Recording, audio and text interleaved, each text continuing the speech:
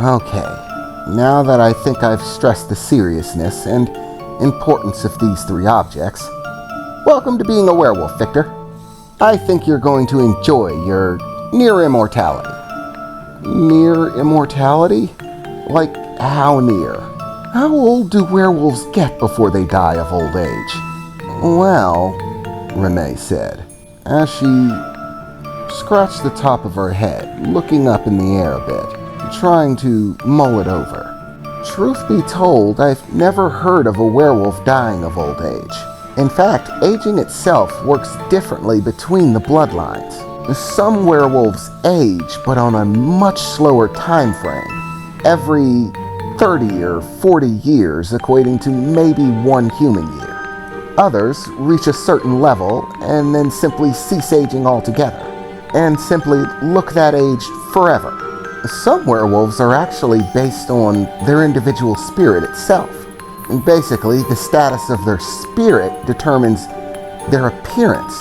Not only their human appearance, but their werewolf transformation as well. That would be the Stavik household. The Staviks are a brand of werewolves that have that. Basically, whatever you look like on the inside, your soul.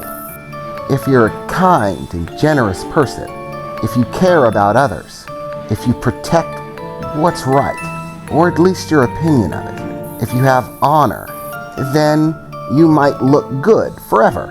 Your werewolf form be pristine, picturesque, and very noble looking, like yours, Victor.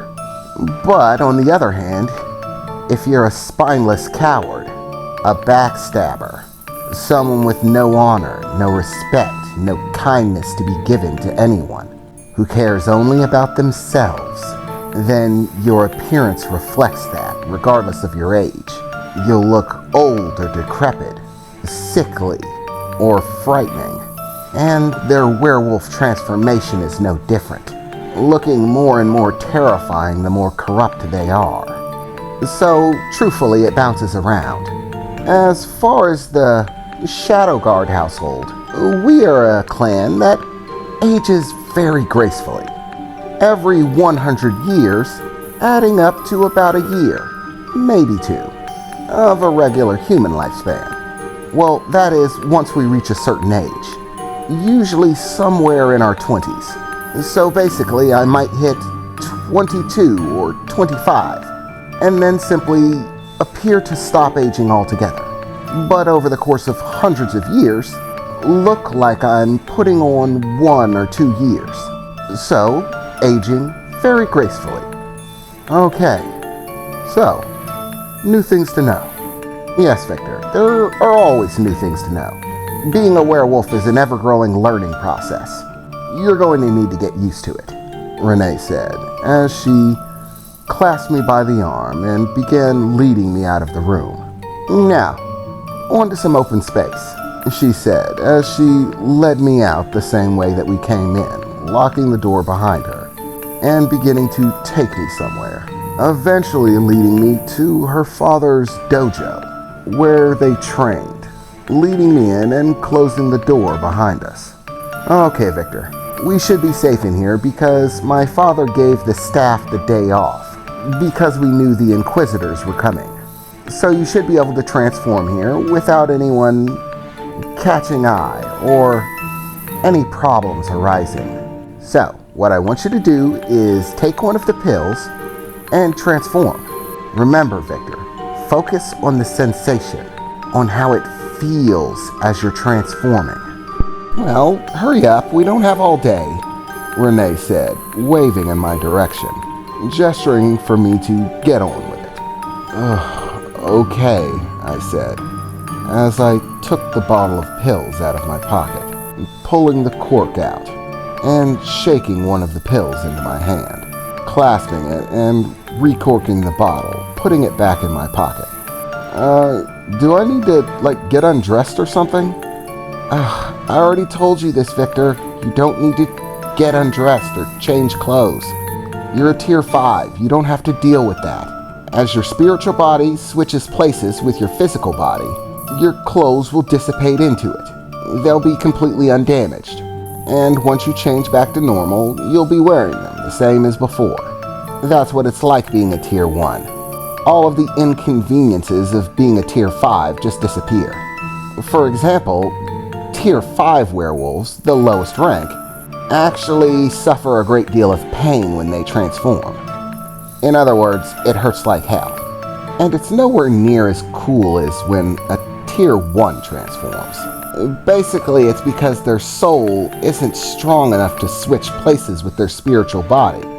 So, rather than doing that, their soul simply infects their spiritual body, imbuing it with the strength of their soul. This causes a physical transformation rather than a swap between the spiritual and physical forms. Basically, it's much more like the stuff you see in horror movies, where a werewolf transforms by ripping off their skin, or all of their bones start to snap out of place. That's creepy sort of stuff. But as a Tier 1, you don't have to deal with it. So, hurry up. Come on, I want to see it again. It's so majestic. Alright. Are you sure that I'll be able to control myself? Of course you will, Victor. You're a Tier 1. Your first transformation is just you getting used to it. Your brain's not hardwired to deal with that from the beginning. So you're disoriented. But now that you've undergone your first transformation, your mind is acclimated. So you'll be completely yourself. Just big and furry and covered in muscles, she said, placing one of her fingers in her mouth as she looked at me, chewing on her nail a bit. I think she's a little bit too excited to see me transform, but I suppose everybody has their thing. Okay, down the hatch, I suppose, I thought to myself as I swallowed the pill, which had a very bitter taste to it. As I did, I don't know why, but I was expecting some sort of immediate reaction, closing my eyes a bit and trying to brace myself. But nothing seemed to be happening. Renee, you have to give it a minute. It's a pill. It has to start dissolving. And yeah, this little wait time is once again just another fallback of having to rely on the pills. If you had control of your transformation, you'd be a werewolf already. Yeah, okay, I replied as I stood there, waiting for the pill to take effect. About a minute went by, simply standing there waiting, before I suddenly felt a sensation come over me, or rather, a whirlwind of sensations, extremely powerful ones. I was having a tough time placing it, suddenly feeling angry and hungry, feeling small chills going up my spine and other places in my body, while other places in my body seemed to heat up, feeling like they were on fire. My body tensed and flexed, feeling a pulsation, like every beat of my heart was causing my entire body to shiver. Suddenly, wind began to pick up around me that I could feel rushing around, blowing my clothes this way and that as it spiraled in circles around my form. There almost seemed to be a silver sparkle in the air as it did, and what seemed like flowing streams of silver-like energy that swirled around me madly. And then it was as if my entire body became a massive beacon of light shining out in all directions. I could see my hand turn into light, still with that silvery energy swirling around it. And then it started to grow. I looked at my hands as they got larger, and as I did, I could see the perspective between my hands and the floor starting to increase. My hands were getting further away from the floor as I looked down to see that my legs were getting longer.